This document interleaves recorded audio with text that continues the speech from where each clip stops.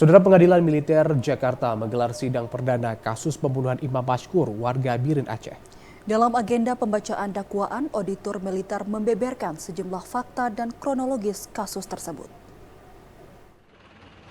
Kasus pembunuhan terhadap Imam Mashkur yang merupakan pemilik toko obat di Bilangan Rempoa, Tangerang Selatan terjadi pada 12 Agustus 2023 lalu.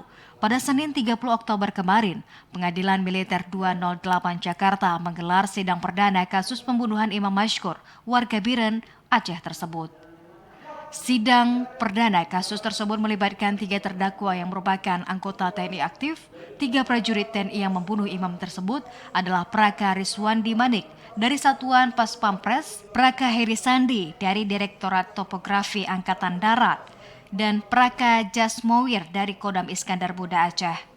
Dalam agenda pembacaan dakwaan terungkap fakta bahwa para terdakwa telah melakukan penggerebekan sebanyak 14 kali di lokasi yang berbeda dan memeras para pedagang obat.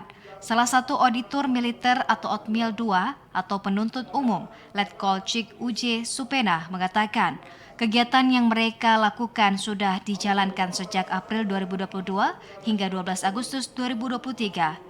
Auditor militer juga membeberkan kronologis kasus tersebut, termasuk perbuatan kejam dari oknum TNI yang menghilangkan nyawa orang lain tersebut. Tim Liputan TVRI melaporkan.